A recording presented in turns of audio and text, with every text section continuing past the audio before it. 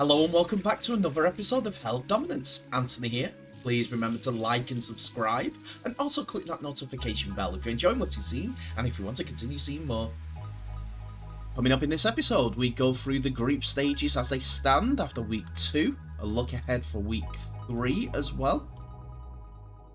There are pleasing figures from the Rugby League World Cup viewing side in the UK. And England Rugby League welcome an honoured guest into their ranks. So we begin the episode with the Rugby League World Cup as week 3 begins again in earnest. It starting tonight at Headingley Stadium. All the teams are looking to get involved with their groups and try to finish off strong, whether it's going for a competition or to avoid the wooden spoon in each of those groups. Now, shall we have a look and see how the groups stand after 2 matches? Well, here they are. First of all, the scores. Australia opened up week 2 with an 84-0 victory over Scotland, which was followed up on Saturday morning with Fiji beating Italy 60-4. England beat France 42-18 as the hosts are leading the group, while New Zealand beat Jamaica 68-6, with Jamaica's first ever try being scored by Ben Jones-Bishop. Lebanon versus Ireland put on a slobber knocker and both went in it hard, and Lebanon came away with a win 32-14. Samoa beat Greece 72-4. The Greek side still coming out with pride with their endeavour and never give up attitude until that 80th minute. Uto went. Tonga versus Wales. That was a 32-6 to the team in red, Tonga this time, as Wales, who were in black, put on a brave performance against the team that is many people's outside winners of the entire Rugby League World Cup. Papua New Guinea closed out week 2 as Cook Islands did in week 1, but it was Papua New Guinea who came out with a win, 32-16. And with that, here are the group stages as they stand at this point. Well, first of all, Group A has England in pole position with Samoa and France battling it out for second place. England look favourites to top the group at this point as they go into a game against Greece at Bramall Lane. We'll come to the fixtures a little bit later on. It's the same state of affairs in Group B with Australia leading the way, Fiji and Italy with 1 win each, and Scotland propping up the table.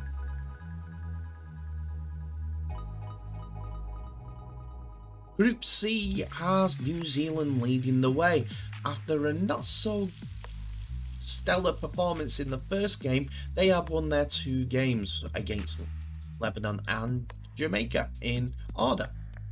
Ireland comes second in points difference, while Lebanon are in third. That could change with Lebanon playing Jamaica in the final group game. Then we come to Group D, everyone's favourite group in this tournament, the group that has caused the most excitement, with Tonga, Papua New Guinea, Cook Islands and then Wales in that order. All teams putting the bodies on the line and putting up some good results. Unfortunately for Wales, their heart hasn't brought them any points at this moment in time, with a lot of respect from our observers of their games. Now for the nitty-gritty of it all, the men's week 3 fixtures. The Rugby League World Cup has served up some good games, and there could be more to come, with it all kicking off tonight with New Zealand facing Ireland at Headingley Stadium. That is a 7:30 kickoff local time, British Summer Times time zone. Please check your local listings for the right time in your area. England face Greece in the 2:30 kickoff from Bramall Lane, Sheffield, where England are looking to top the group with 3 wins from 3. New Zealand are doing the same, must mention that. And Fiji kick off Group B's games with their match against Scotland at Kingston Park, Newcastle. Group A's game, Australia versus Italy, rounds off Saturday, and that's a 7:30 kickoff, live from the Totally Wicked Stadium in St Helens. Sunday sees Lebanon versus Jamaica at Lee Sports Village, live from 12 PM local time, as Lebanon are looking to get into that group stages. The quarterfinals. It could be already done and dusted if the other game goes their way. Tonga face the Cook Islands in a game which should see Tonga improve and at a new venue for rugby league, the Riverside Stadium, Middlesbrough, and that is kicking off at 2:30 PM local time. Samoa versus France is the big game of the weekend. The winner of that game will see themselves being the Group B qualifiers with England, as it's more than likely that England will top the group. 5 PM Sunday from Halliwell Jones Stadium in Warrington. Then Monday sees the final game, probably another rip snorter. Apologise for the stutter.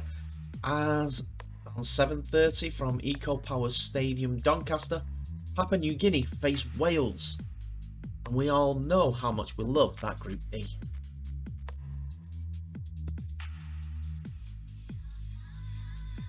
Before we go on to our next story, there was a gameplay tonight, a warm-up game, and we're only featuring it because it's the first time of being involved again, as Brazil faced France in a keenly contested game at the Featherstone Millennium Stadium. France came away with the win, 16 points to 4. But it was a night to remember for Francine Amaral, who went over for Brazil's try, first on European soil. That try came when France were 12-0 up, and they closed out the game after the try at 16 points to 4, in what was ever decreasingly deteriorating weather conditions. Good run out for both teams ahead of their World Cup groups. So we continue with the feel-good factor from the Rugby League World Cup, as the BBC are saying that almost 10 million people have turned in to watch the Rugby League World Cup so far. Following the BBC's dedication, every minute of every match has been broadcast live on the BBC, and people have responded by watching in their droves. The tournament's opening clash between England and Samoa is the most watched match so far, with a peak audience viewing figures of 1.8 million people viewing the England demolition of their Group A rivals as they demolished the South Sea Islanders. England's follow-up game against France retained a figure at peak of 1.5 million people for the Saturday night match. Considering it was battling against Saturday night soccer between Chelsea and Man United that was played at the exact same time, that is a brilliant figure. Matches including home nations have unsurprisingly proven popular, with a combined audience of 2 million tuning in to watch the matches between Tonga and Wales and Scotland versus Italy. In total, 165,000 people have watched witnessed one of the matches live so far in stadia, and Rugby League World Cup 2021's chief executive John Dutton is thrilled with the numbers that are coming in from this tournament. It's been a brilliant couple of weeks of the tournament, and it's been great to see thousands of supporters in the ground, millions tuning in across TV, online and social platforms to take in the exhilarating action that these athletes are delivering for us, Dutton said. As the men's tournament approaches the knockout stages and the women's and wheelchair competitions are getting set to begin, excitement around the tournament is continuing to build, and the coverage will be seen more extensively. And will be more extensive even. It's particularly pleasing to see so many people engage and interact directly with the Rugby League World Cup 2021 in its various formats, and it bodes well for the sport's future that our content across social is attracting audiences from younger demographics. This tournament has been trailblazing and history-making in its approach from day one, and these figures are incredibly encouraging as we look ahead to how we continue to grow our fantastic sport once the World Cup is over.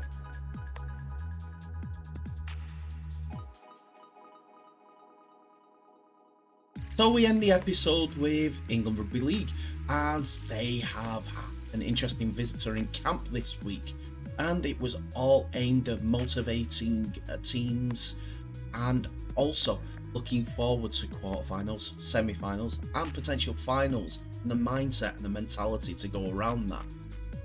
And that interesting spectator was England soccer captain and England soccer legend Stuart Pearce, who joined Sean Wayne and the team for a presentation in regards to mentality when it comes to sport.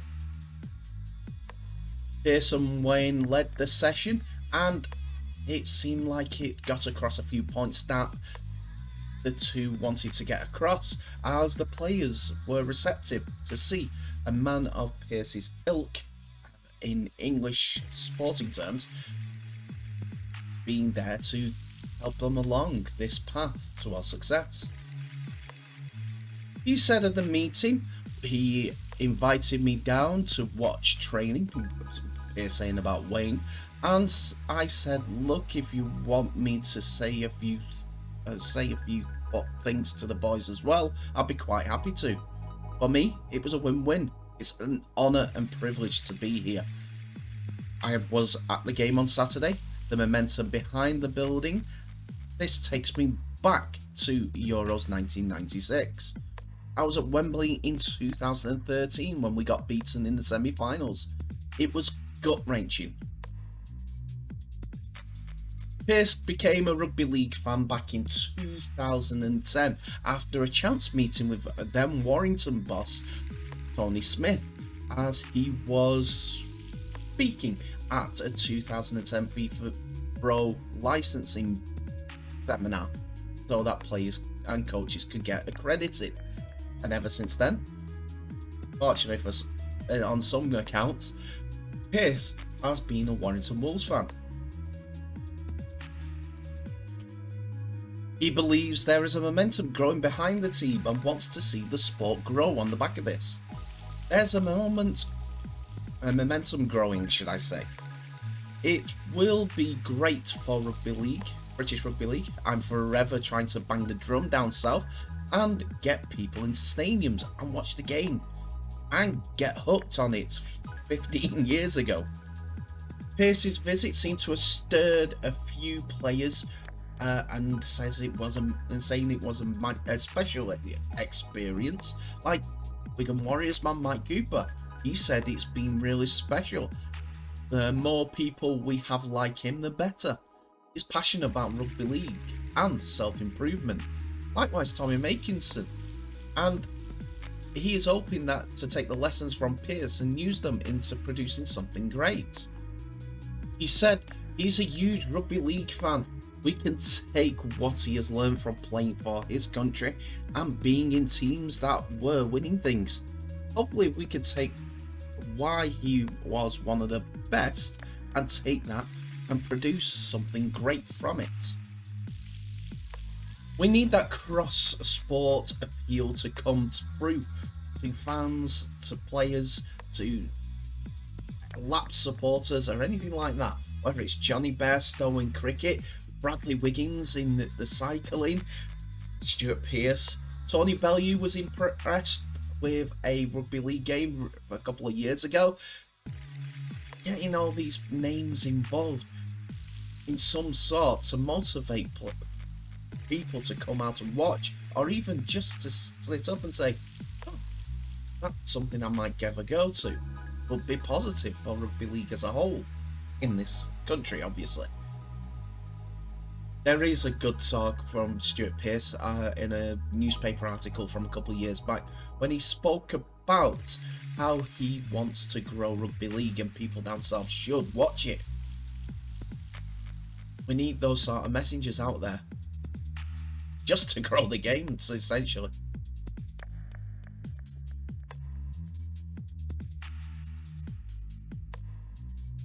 And that's it for another episode, ladies and gentlemen. Thank you so much for watching. Please remember to like, subscribe and share this video worldwide, as well as clicking that notification bell for any updates on new videos that may be coming way in the future.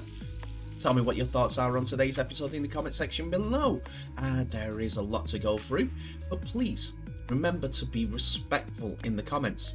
You can pick any subject that you want as well, and I will try my best to engage in the conversation. I will just say there is an episode coming tonight as the World Cup continues, so be on the watch out for that. Anyway, thank you so much for watching. Please remember to share this video worldwide, and to end the episode I wish you all the best, so please stay safe and I'll see you in the next episode.